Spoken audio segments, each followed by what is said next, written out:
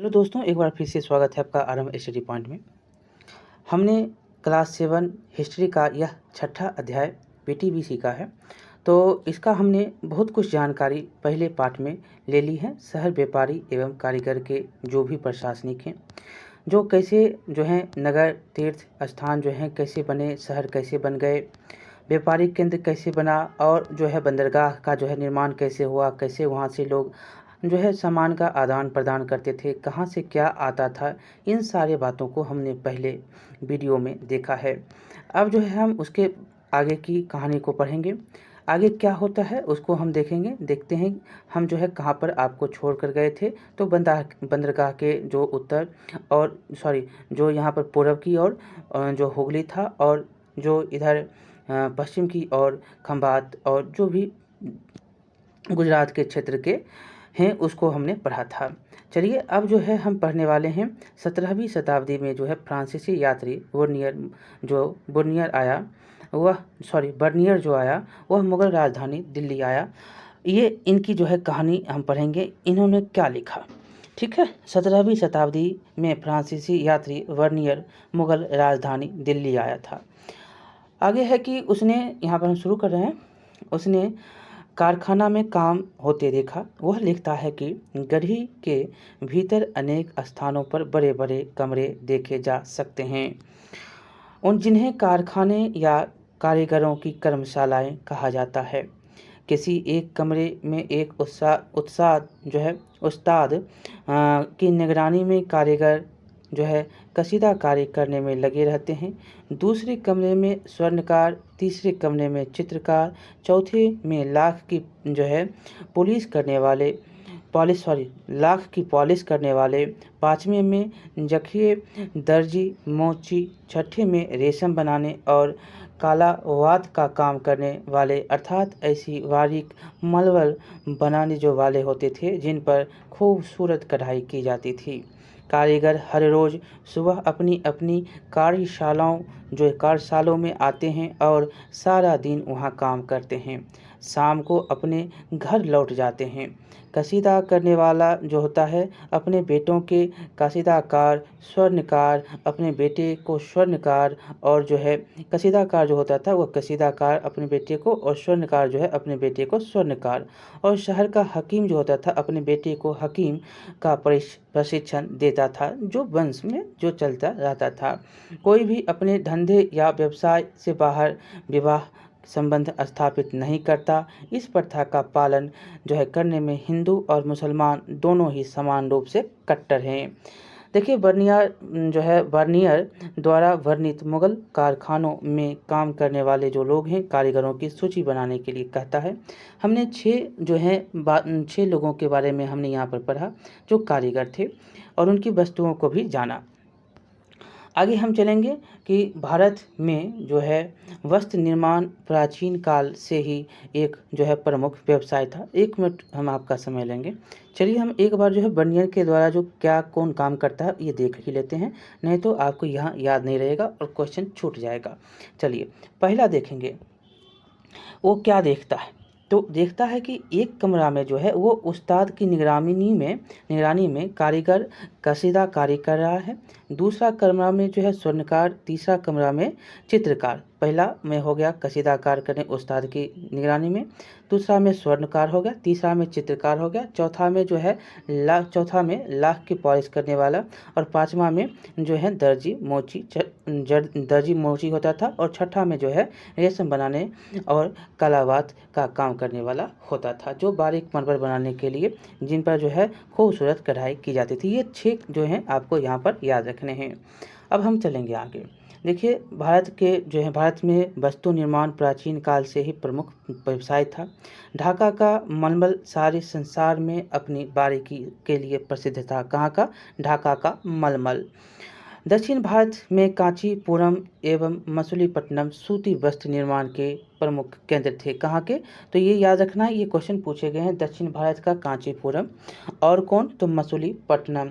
ये जो है किसके लिए? तो सूती वस्त्र निर्माण के लिए प्रसिद्ध था। ये भी क्वेश्चन जो है आपसे पूछा गया बहुत बार, क्वेश्चन में से एक है, यहाँ से क्वेश्चन बनता है, ये याद रखिएगा। आगे चलेंगे हम। खंभात के रेशमी कपड़े की मांग इतनी अधिक थी कि अलाउद्दीन खिलजी की जो बात है, अलाउद्दीन खिलजी को उसकी बिक्री नियंत्रित करनी पड़ी थी। जो खंभात के रेशमी खेती जो होते थे, कपड़े होते थे, वो बहुत ही अधिक मांग था उसका। इसके लिए अलाउद्दीन खिलजी ने क्या किया, बिक्री पर नियंत्रित कर दिया। और कश्मीर का ऊनी शॉल के लिए विख्यात था। कश्मीर क्या, तो ऊनी शॉल के लिए। बर्तनों पर सोने चांदी के सुंदर जराऊ कार्य के लिए बीदर प्रसिद्ध था। ये भी हम जो है एक बार पुनः पढ़ेंगे, आपसे बहुत बार क्वेश्चन पूछा जाता है। देखिए, प्राचीन काल में जो है एक प्रमुख व्यवसाय भारत था, तो उसमें वस्त्र निर्माण जो है प्राचीन रूप से प्रमुख व्यवसाय था। ढाका का देखेंगे तो मलमल था, ढाका का मलमल जो संसार में बारीकी के लिए प्रसिद्ध था। दक्षिण भारत में कांचीपुरम एवं मछलीपट्टनम जो सूती वस्त्र के लिए प्रमुख केंद्र था। खंभात के रेशमी कपड़े जिसको किसने किया, ये बहुत ही इसकी मांग थी, तो अलाउद्दीन खिलजी ने क्या किया, तो इसका नियंत्रण कर दिया बिक्री पर। और जो है कश्मीर में ऊनी शॉल याद रखिएगा, और बर्तन पर सोने चांदी के सुंदर जराऊ कार्य करने के लिए बीदर प्रसिद्ध था।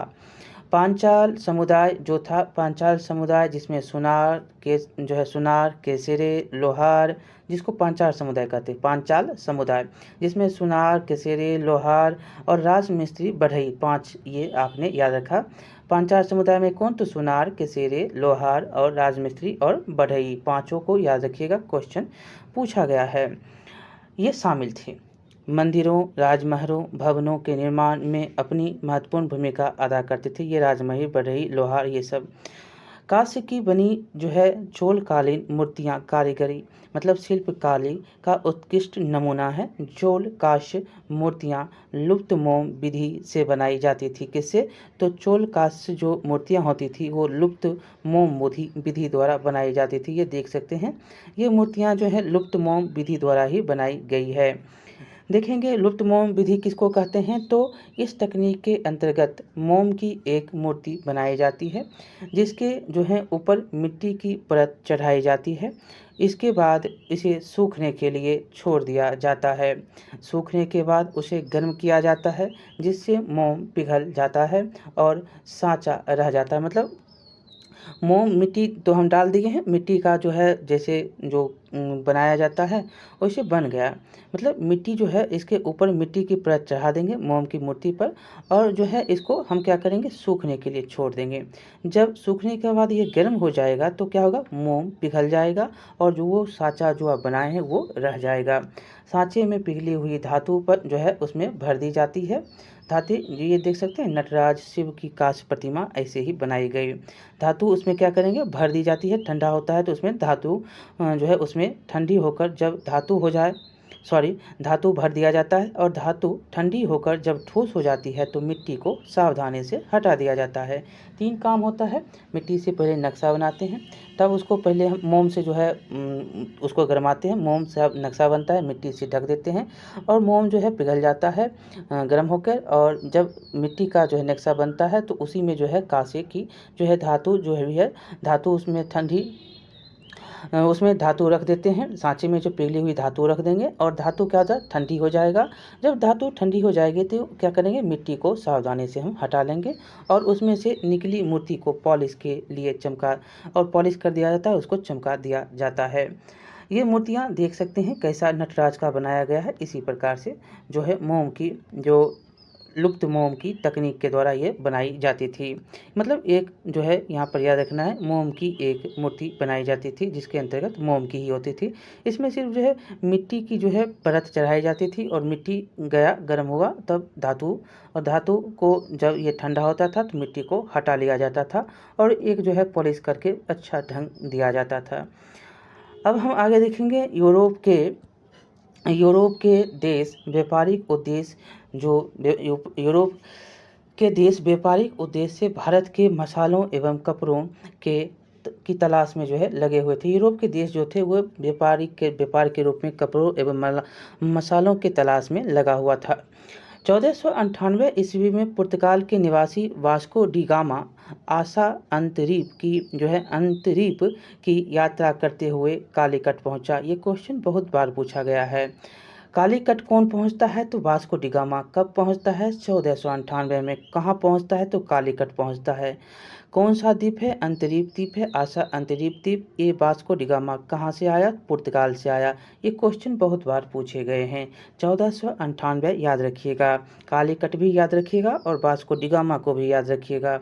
आगे चलिए, लिखा गया है कि पुर्तगाल जो है भारत में व्यापारिक पैठ जमाने वाला पहला यूरोपीय देश था। कौन था यूरोपीय देश? जो पुर्तगाल था। क्या था? पुर्तगाल था जो व्यापारिक पैठ जमाने वाला पहला यूरोपीय देश था। पुर्तगाल ने अपने मजबूत एवं श्रेष्ठ जहाजी शक्ति का इस्तेमाल कर हिंद महासागर से लाल सागर के समुद्री रास्ते पर एकाधिकार जमा लिया। जो हिंद महासागर है उससे लाल सागर इधर है, तो वहाँ पर जो है ये समुद्री मार्ग पर एकाधिकार जमा लेता है। पुर्तगाली व्यापारियों ने भारत के तटीय क्षेत्रों गोवा, कालीकट, कोचीन, हुगली और लापुर में जो है नौसैनिक अड्डे स्थापित किए। कहाँ कहाँ? गोवा, कालीकट, कोचीन, हुगली और माइलापुर में ये नौसैनिक अड्डे स्थापित करता है।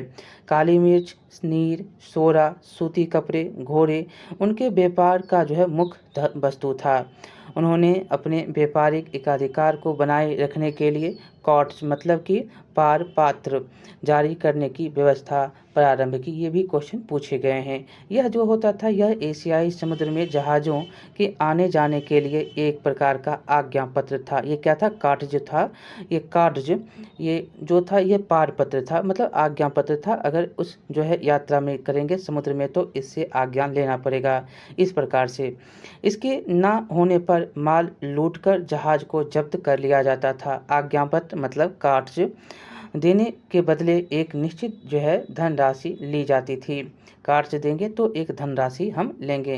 ये हिंद महासागर को देख सकते हैं, ये व्यापारिक केंद्र, ये आपका भारत है तो ये इधर से ये आपका भारत है तो इधर से रास्ता, और यह जो है आपका इधर से रास्ता।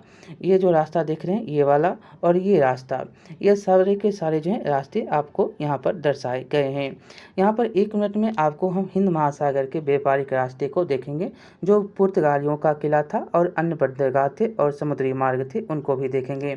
देखिए ये पुर्तगालियों का किला था जो ये सूरत का दिख रहे हैं, ये भाग वाला भाग, ये वाला भाग और ये वाला भाग, ये किसका? तो पुर्तगालियों का किला था। यहाँ पर भी देखेंगे और उमुच में और हुगली का क्षेत्र ये है। देखिए यहाँ पर चीन में तांबा, चाय, चीनी, बर्तन, रेशम चीन से।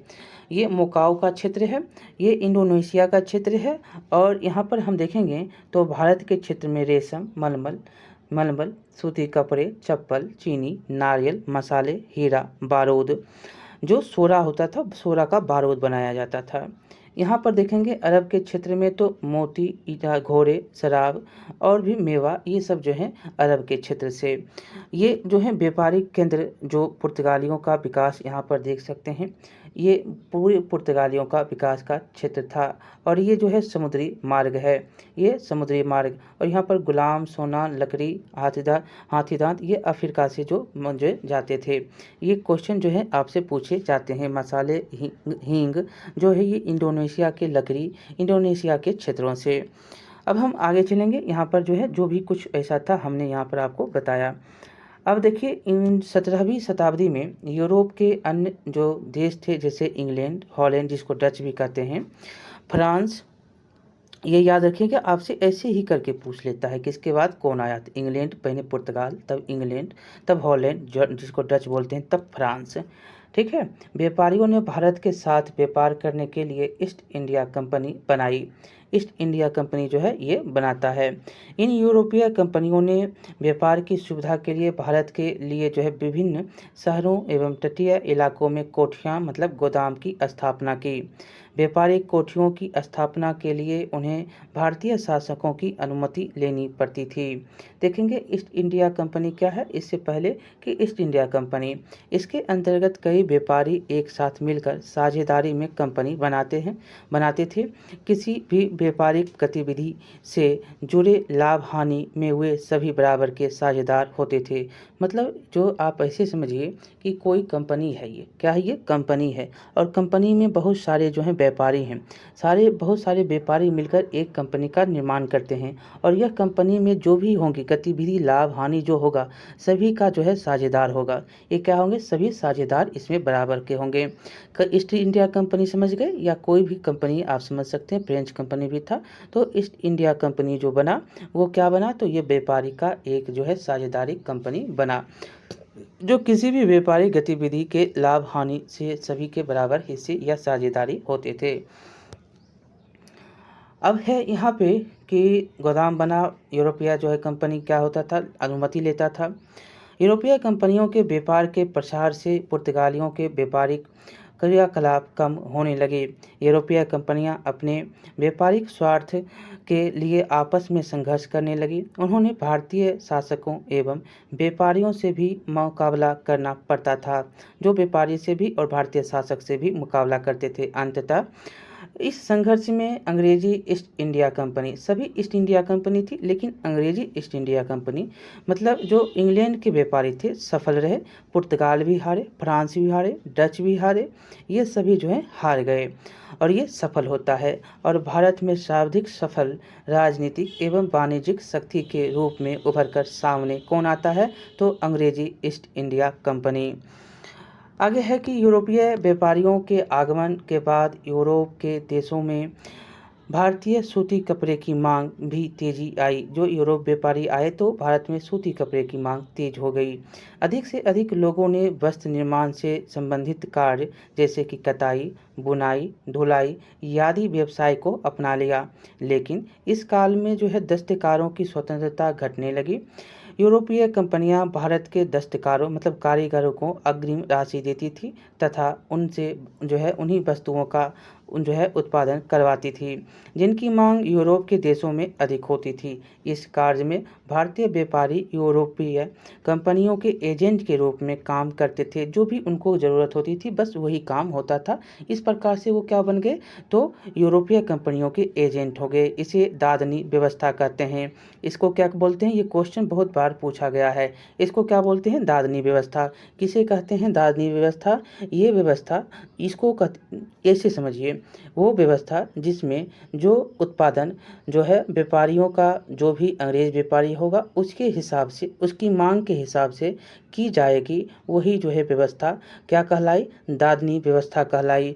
ये जो है जो भी किसान होते थे, भारतीय व्यापारी होते थे, वह यूरोप कंपनियों का एजेंट बनकर रह गए। एजेंट बनकर जो है काम भी करते, ये एजेंट बनकर रह गए, एजेंट का काम करते थे। अब हम आगे पढ़ेंगे। यहाँ पर जो है शहरों के बदलते स्वरूप लिखा गया है कि ईस्ट इंडिया कंपनी ने अपनी व्यापारिक गतिविधियां को संचालित करने के लिए कलकत्ता, मद्रास, मुंबई में कोठियां का निर्माण किया। यहां यातायात जो है आयात निर्यात किए जाने वाली जो वस्तुओं को रखा जाता था, कहाँ, तो मुंबई, मद्रास और जो है कलकत्ता में। कोठियों में कंपनी के दफ्तर एवं कर्मचारियों के लिए आवास भी बने होते थे। सुरक्षा के लिए कोठियों की जो है घेराबंदी की जाती थी।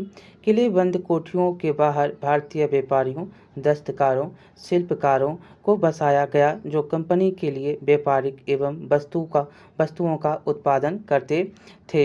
इस प्रकार 18वीं शताब्दी में कलकत्ता, मद्रास, मुंबई बड़े शहरी केंद्र के रूप में उभरे, जो आज भारत के प्रमुख महानगर हैं। क्या हैं, ये सारे के सारे महानगर हैं। ये देख सकते हैं कोलकाता में जो है स्थित अंग्रेजी ईस्ट इंडिया कंपनी की व्यापारिक कोठी या गोदाम, जिसको फोर्ट विलियम का चित्र, ये क्या है, फोर्ट विलियम का चित्र है। ये फोर्ट विलियम का कलकत्ता में है। आगे देखेंगे पटना की पृष्ठभूमि पर एक नज़र डालेंगे तो पटना में जो है पटना का इतिहास प्राचीन पाटलिपुत्र से जुड़ा है। व्यापारिक महत्व के कारण जो है पट्टन मतलब शहर का या नगर, व्यापारिक जो है महत्व के कारण मतलब पट्टन शहर या नगर से पटना शब्द का प्रयोग किया जाने लगा। पट्टन जो शब्द है उससे किया जाता था। मध्यकाल में पटना अजीमाबाद नाम से भी काफ़ी प्रचलित था। जो मध्यकाल में औरंगजेब के द्वारा जो है अजीमाबाद मतलब उसके पोता था अजीम, उसका ही नाम पर अजीमाबाद पटना को कहा गया। ये क्वेश्चन आपसे पूछा जाता है। ये केबीसी में भी क्वेश्चन पूछा है तो आप समझ सकते हैं। आगे की अन्य मध्यकालीन नगरों के समान पटना दीवारों से घिरा था, जिसमें जो है कई छोटे बड़े दरवाजे लगे थे और पटना सिटी में पश्चिमी एवं पूर्वी दरवाज़ा आज भी देखा जा सकता है। जो पटना सिटी जाइएगा तो पश्चिमी और पूर्वी दरवाज़ा आज भी आपको देखने को मिलेगा। ये देख सकते हैं आपका गंगा तट पर पटना, ये जो देख रहे हैं ये गंगा तट पर पटना, तो ये गंगा तट है और ये जो है दरवाज़ा जो बाहर निकलने के लिए है और अंदर आने के लिए। आगे है हम पढ़ेंगे कि अफ़गान मुग़ल काल में बिहार सूबे का एक नाजिम नाम का सूबेदार होता था। जो अफ़गान मुग़ल काल में जो है बिहार सूबे का एक नाजिम या सूबेदार होता था, जो बिहार में सूबेदार होता था, अफ़गान हो या मुग़ल हो काल में। तो 1707 ईस्वी में औरंगजेब का पोता अजीम उस शान बिहार का सूबेदार बना। क्या था औरंगजेब के पोते का नाम? तो अजीम उस शान, ये सूबेदार बना 1704 ईस्वी में। अफ़गान या मुग़ल के जो भी काल में आप देखेंगे तो बिहार सूबे का एक मतलब बिहार सूबा था, तो एक नाजिम होता था जिसको सूबेदार भी कहते थे, तो नाजिम या सूबेदार होता था। तो ये 1707 ईस्वी में औरंगजेब का पोता बनता है अजीम, उस शान नाम है इसका, बिहार का सूबेदार बना। अजीम ने पटना को एक नए ढंग से बसाया और उसे अजीमाबाद का नया नाम दिया। याद रखेंगे अजीम के द्वारा जो है अजीमाबाद औरंगजेब का ये पोता था, इसी के द्वारा जो है अजीमाबाद नाम दिया गया। उसने मोहल्लों के बसाने का काम इस प्रकार किया कि अजीमाबाद की सुंदरता बढ़ गई। लोधियों के मोहल्ले का नाम लोधी कटरा पड़ा। जो लोधी का मोहल्ला था उसको लोधी कटरा कहा गया। जो अजीम के जो बसाए गए क्षेत्र थे उसको अजीमाबाद कहा गया। और यहाँ पर समझेंगे कि लोधियों के मोहल्ले का नाम लोधी कटरा पड़ा और इस मोहल्ले के पास मुग़ल सेना के अधिकारी जहाँ रहते थे उसे मुग़लपुरा कहा गया। जहाँ मुग़ल अधिकारी रहते थे उसको मुग़लपुरा कहा गया। शेरशाही परिवार के रहने का जगह जो है कैवा सिको कहा गया। क्या? कैवा सिको कहा गया के नाम से जाना जाता था। और उलेमा, साहित्यकार, कवि, शायर मोहल्ला में जो रहते थे वो मैदान फसाहत के नाम से जाना जाता था। क्या? तो मैदान फसाहत। लोधी का लोधी कटरा, अजीम का अजीमाबाद, मुग़ल का मुग़लपुरा जो अधिकारी था, और शेरशाह का शेरशाही परिवार का तो कैबासिको, और जो उलेमा साहित्यकार होता था वो मैदान फसाहत के नाम से जो है यहाँ पर बसा। सब्र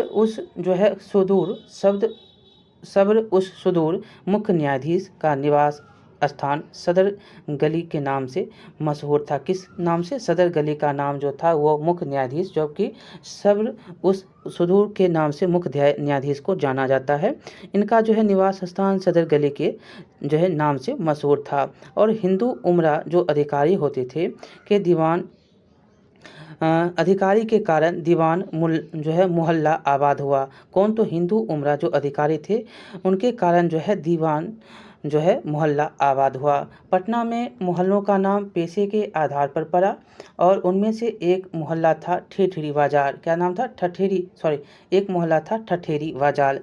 तांबे एवं पीतल के बर्तन बनाने वाले जो है सैकड़ों परिवार के कारण इस मोहल्ले का नाम ठठेरी बाजार पड़ा। जो भी पीतल के कांसे के जो भी बनाते थे, तांबे के बर्तन बनाते थे, सारे लोग वहाँ पर जाकर बसे हुए थे। तो ये लोग जो है क्या कहलाए? ठठेरी बाजार। ये जगह ठठेरी बाजार कहलाया।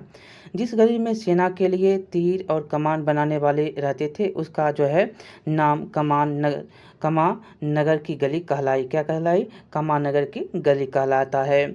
आज यह जो है क्या नाम से जाना जाता है? आज यह कमंगर गली के नाम से जाना जाता है। पान बेचने वालों का मोहल्ला पानदारी नाम जो है नमक का नाम बाजार नून गोला। तो नमक का जो यहाँ पर पान वालों के लिए पानदारी, और नमक का जो बाजार था वह नून गोला के नाम से, और चावल का बाजार जो था वो चौहट्टा के नाम से, और गुड़ का बाजार जो था वो गुड़हट्टा के नाम से। इतने जो है नाम आपको देखने, एक दो बार देख लीजिएगा। तो इस प्रकार से ये सारे नाम आज पटना में जो पड़े थे उस समय। 17वीं शताब्दी में अंग्रेज एवं डच व्यापारिक कंपनियों के जो प्रयास से पटना एक प्रमुख व्यापारिक केंद्र बन गया। किसके?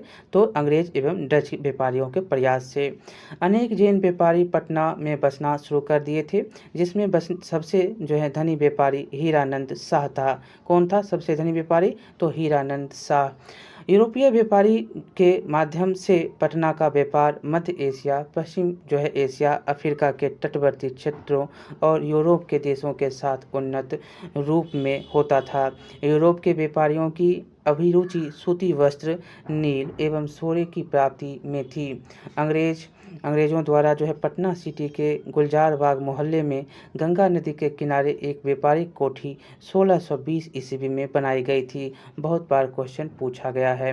कहाँ पर बनाई गई? तो अंग्रेज के द्वारा जो है पटना सिटी के गुलजार बाग मोहल्ले में गंगा नदी के किनारे। कहाँ? अंग्रेजों के द्वारा पटना सिटी के गुलजार बाग मोहल्ले में गंगा नदी के किनारे एक व्यापारिक कोठी कब बनाई गई? 1620 ईस्वी में बनवाई गई थी। इस कोठी का जो है मुख्य द्वार गंगा नदी की ओर था और यह कोठी ऊंची दीवारों से घिरी थी। पटना से अंग्रेज सोना प्राप्त करते थे क्योंकि यूरोप में इसकी खूब मांग थी और इससे बारूद बनाया जाता था। क्या बनता था? बारूद। कब बनाया कोठी? 1620 में। कहाँ बनाया? पटना सिटी के गुलजार बाग मोहल्ले में गंगा नदी के किनारे।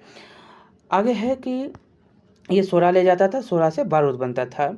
पटना के आसपास के क्षेत्रों से सोरा इकट्ठा किया जाता था और इसके जो है इसे नाव द्वारा गंगा के रास्ते हुगली, फिर वहाँ से यूरोप के रास्ते जो है यूरोप के ले जाया जाता था। कहाँ? तो गंगा के रास्ते हुगली और हुगली से जो है यूरोप ले जाया जाता था। पटना से चावल और जो है चीनी बंगाल के बाज़ारों में जाता था। पटना से चावल और चीनी बंगाल के बाज़ारों में जाता था। पटना के निकट जो है लखावर कपड़ा उत्पादन का प्रमुख केंद्र था। यहाँ देश विदेश के व्यापारी आते थे और माल खरीदते थे। बिहार में बड़े पैमाने पर रेशम वस्त्र बनाया जाता था। 1620-21 ईस्वी में अंग्रेजों द्वारा पटना में रेशम के धागे बनाने के कारखाने का निर्माण किया गया। कब किया गया था? पटना में जो है गुलजार बाग में जो है यहाँ पर बनाया गया जो मोहल्ले में जो है व्यापारिक कोठी। कब? 1620 में। 1620 में कहाँ? पटना सिटी के गुलजार बाग मोहल्ले में गंगा नदी के किनारे। और यह जो है 1620-21 में है जो है रेशम मार्ग के लिए उसने कारखाने भी बनाए, कोठी भी और कारखाने भी। 1620 याद रखिएगा, कोठी बनता है गुलजार बाग में गंगा नदी के किनारे पटना सिटी में। और 1621 जो है 20-21 में अंग्रेजों द्वारा जो है रेशम के कारखाने भी बनाए जाते हैं। और 1680 ईस्वी में मुगल बादशाह 1580 ईस्वी में मुगल बादशाह अकबर ने टकसाल मतलब सिक्का बनाने का केंद्र की स्थापना की थी। कब? तो 1580 में। 1580 है, ठीक। 1580 में।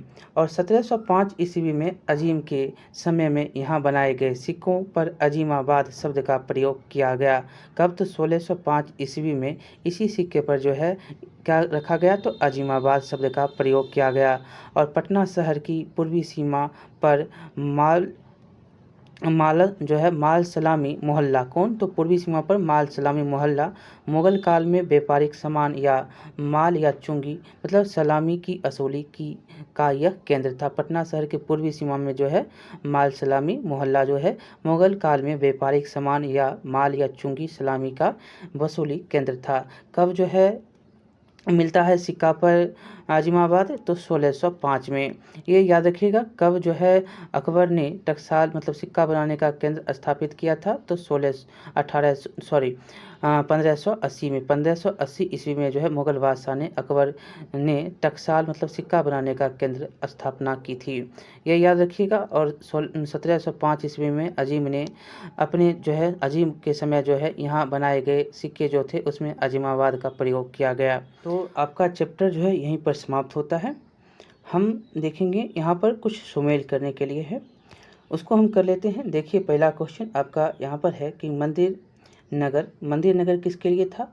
तो ये बताइएगा मंदिर नगर। तो मंदिर नगर जो था वो तिरुपति के लिए था। तीर्थ स्थल था, तीर्थ स्थल जो था यहाँ पर पुष्कर है। क्या लिखा हुआ है? पुष्कर। ये याद रखिएगा, ये छपा हुआ नहीं है इसमें। तो ये पुष्कर है। क्या ये?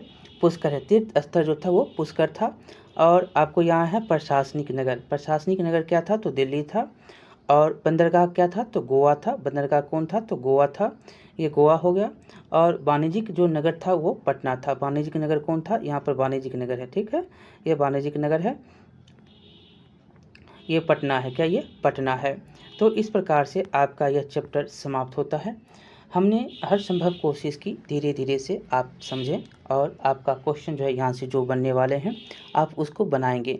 एक दो बार देखेंगे क्वेश्चन यहाँ से बहुत ही पूछा जाता है, एक दो बार में हमको आशा है कि याद हो जाएगा। यहाँ से जो भी क्वेश्चन पूछा जाएगा आप बना सकते हैं। तो चलिए मिलते हैं अगले वीडियो में। बहुत बहुत धन्यवाद। लाइक करिएगा, शेयर करिएगा, सब्सक्राइब करना नहीं भूलिएगा। बहुत बहुत धन्यवाद।